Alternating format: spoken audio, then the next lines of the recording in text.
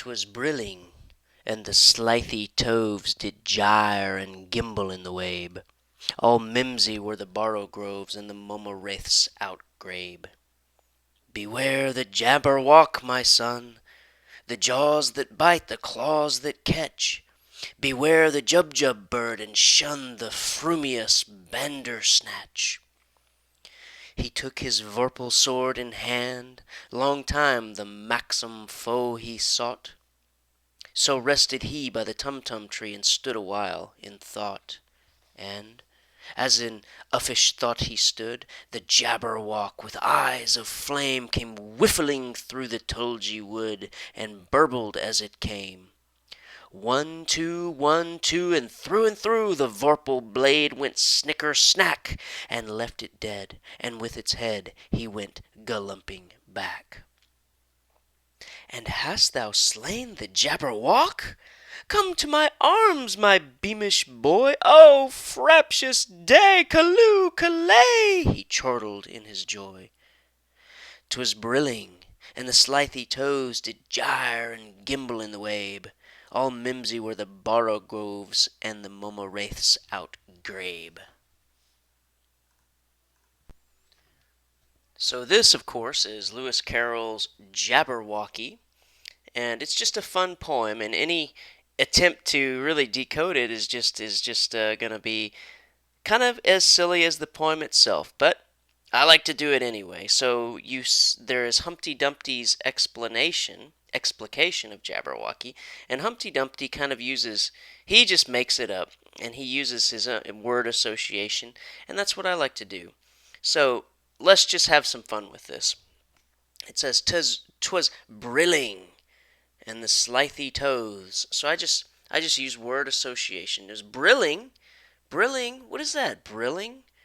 I think of it as cold. Brrr. It's cold. Brilling. It is some sort of an adjective. It was something. Now Humpty Dumpty over here, he says that brilling means 4 o'clock in the afternoon, the time when you begin boiling things for dinner. I think that's a stretch. And the slithy toves? Slithy? What is slithy? It can't be good. Can you imagine the word slithy being good? I think slimy toads, you might think. Slimy? Slithy? Humpty Dumpty says it means lithe and slimy. We'll go with that. And he said, okay, and they did gyre and gimble in the wabe. That sounds to me, gyrate. They're moving. This second line, it is moving, is gyrating. And a gimbal is like a platform that you would put a movie set on, and the platform moves. It's gyring and gimbling around. So sounds like the plant life, the trees are kind of waving in the wind. And mimsy, that seems kind of silly. Mimsy? It's like clumsy. It's joking. It's playing. Oh, mimsy. You guys see this is kind of outrageous, right? But going on just for fun, all mimsy were the borogoves. What is a borogove? I don't know. Um, and the mummer-wraiths outgrabe. We're not sure. Wraith, man, wraith to moderns. We think of wraiths. We think of um, we think of Tolkien, man. We get the wraiths that are flying on the big.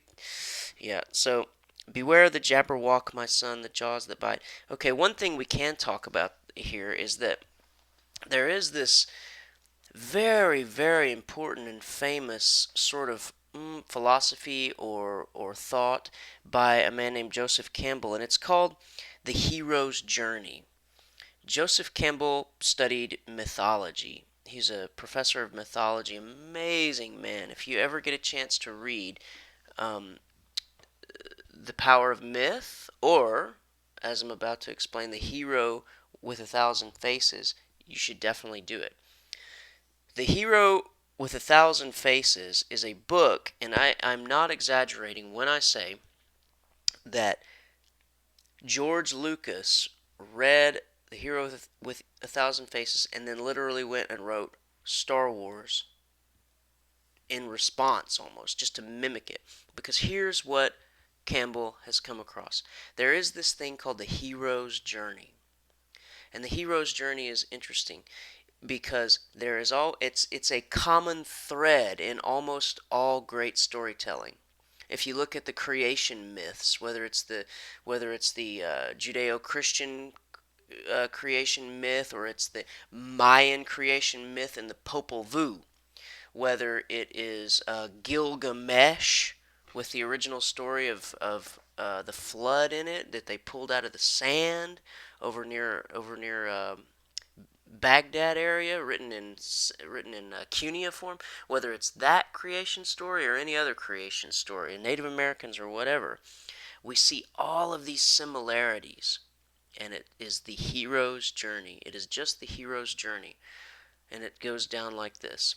There is a chosen one, a hero, who is chosen and is called to duty. The hero hesitates at first, but then he crosses the threshold, and he knows once he has crossed that threshold, there is no turning back.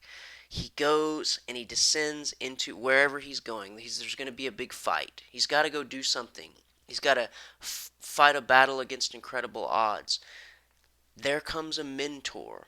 Now, follow Star Wars with me. Luke Skywalker is called to action. Who's the mentor at first? Oh, it's Obi-Wan Kenobi, of course, and then the later mentor is Yoda. All right, now you see where this is going. The hero descends into the underworld, goes and fights the Force, fights the Romans, whatever it is that this hero is meant to do. In the Mayan Popol Vuh, he goes down into Xibalba, which is their hell, sort of, and there are hero twins in the Popol Vuh, but one Hunahpu, it's Hunahpu and Xiblanque, and Hunahpu and Xiblanque are sort of like tricksters, and they go down into Xibalba and they trick the demons into letting them kill them, etc., etc. So, and then in the hero's journey, the hero wins the battle, whatever the battle is, and then now he's coming back up, and he goes back up, and he goes back into the village, and he comes back home. He has to atone with his father at the end. We see that in Luke Skywalker. Luke, help me take this mask off and look at you with my own eyes. You remember that part. I'm not crazy. You remember that part. So, yes, we have to atone with the father, and then we end up back in the village. This is the hero's story, and we even see it right here. There is a hero. He goes off to fight there's even the mentor here. We have the man who says, "Beware the Jabberwock, my son, the jaws that bite." Da da da. And then the hero takes his Vorpal sword and he seeks out his foe, and he sits to rest under the Tum Tum tree, and that reminds me of the Bodhi tree where the Buddha is said to have rested or meditated for 7 days and 7 nights until he achieved nirvana. And then at that point in our Jabberwocky poem, he has his fight with the Jabberwock. He cuts his head off, and as he he cuts the head off, and he comes galumping back. Now I sometimes take my students outside and have them show me what galumping looks like, and I challenge you to do that, or burbling, as the Jabberwock burbles as it comes through the tulgey wood. What is burbling? I don't know. Well, why don't you try to burble and galump at the same time? That would be an interesting exercise. Okay? He killed our hero in this poem kills the Jabberwock. He returns to the village. He is greeted with excitement and exaltation. He is raised to the almost level of deity. Okay, and then we have this refrain sort of comes back in the end. 'Twas brilling in the slithy toes. So there it is. I'm not sure it makes much more sense when I say it than it does when Humpty Dumpty says it, but we have fun with this nonetheless, and it has somehow found its way into the canon and survived all these years, and it's just a lot of fun.